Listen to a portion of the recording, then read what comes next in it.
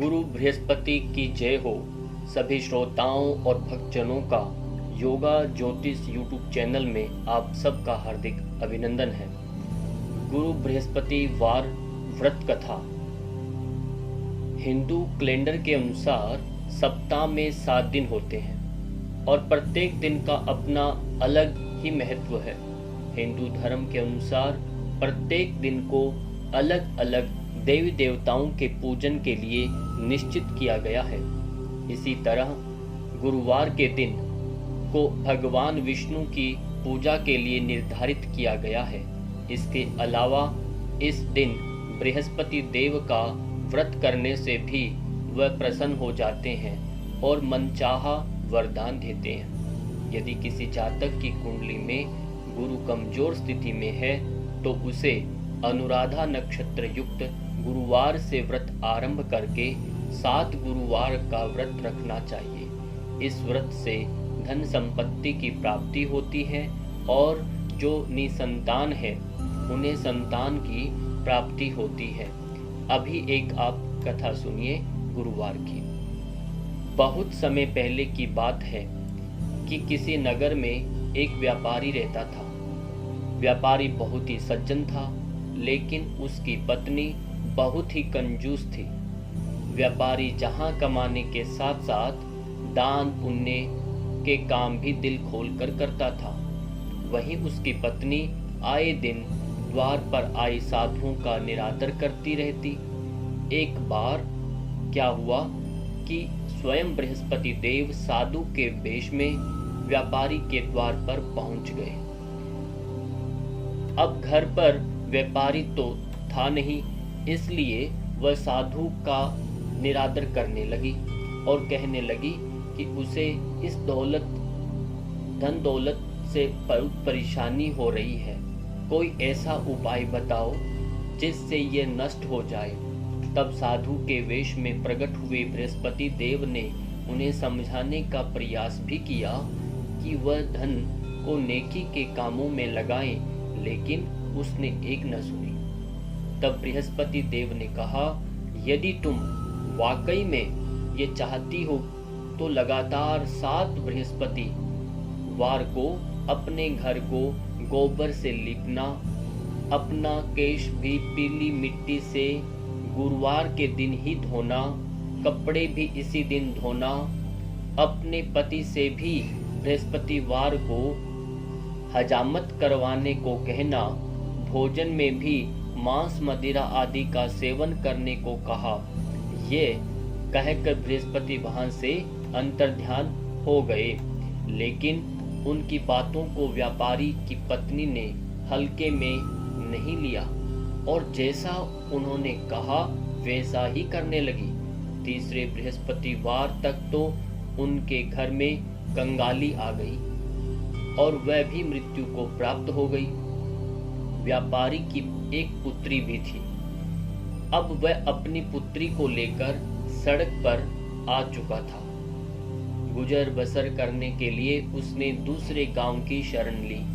वह जंगल से लकड़ियां काटता और उन्हें बेचकर जैसे तैसे दिन काटने लगा। अपनी बेटी की छोटी छोटी इच्छाओं को पूरा करने में असमर्थ होने पर उसे अत्यंत पीड़ा होती। एक दिन तो जंगल में वह अपने जीवन को देखकर विलाप करने लगा कि इस हालात में देख बृहस्पति साधु रूप में उसके सामने प्रकट हुए और बृहस्पति की पूजा करने व कथा करवाने की सलाह दी। बृहस्पति देव के आशीर्वाद से उस दिन व्यापारी की लकड़ियां भी अच्छे दाम में बिकी। अब उसने साधु के कहे अनुसार बृहस्पति देव की आराधना की, वह उपवास रखा और कथा भी सुनी। उनके दिन फिरने लगे, लेकिन 7 व्रत पूरे होने से पहले ही एक गुरुवार वह कथा और उपवास करना भूल गया। उसी दिन राजा ने भोज के लिए सभी को निमंत्रण दिया था, लेकिन यहाँ भी वे देरी से पहुंचे और राजा ने अपने परिवार के साथ उन्हें भोजन करवाया। बृहस्पति देव की माया देखिए कि रानी का हार चोरी हो गया और आरोप बाप बेटी पर लग जाता है। दोनों को कारागार में डाल दिया जाता है। व्यापारी को बृहस्पति देव की याद आती है तो वे कहते हैं कि अब भी कुछ नहीं बिगड़ा है, यहाँ रहते हुए भी तुम बृहस्पतिवार का उपवास रख सकते हो।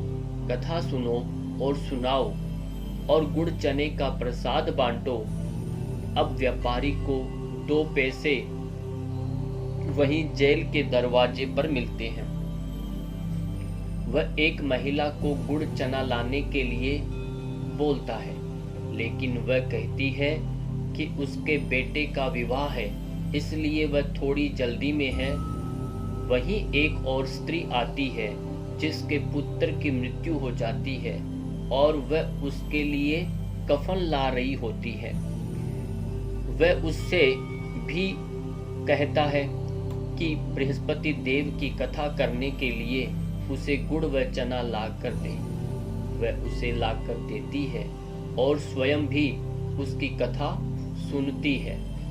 अब जिस औरत के पुत्र का विवाह था वह तो घोड़ी से नीचे गिरकर मर जाता है, और जो महिला अपने बेटे के लिए कफन लाने गई थी उसके मुंह में प्रसाद व चरणामृत डालते ही वह जीवित हो उठता है। दूसरी महिला भी विलाप करते हुए व्यापारी के पास पहुंचती है और अपनी भूल पर क्षमा मांगती है और बृहस्पति जी की कथा सुनकर प्रसाद व चरणामृत लेकर अपने पुत्र के मुंह में डालती है, जिससे वह पुनः जीवित हो उठता है।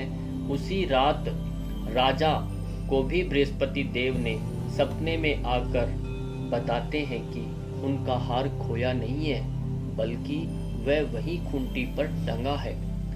उसने निर्दोष पिता पुत्री को कारागार में डाल रखा है।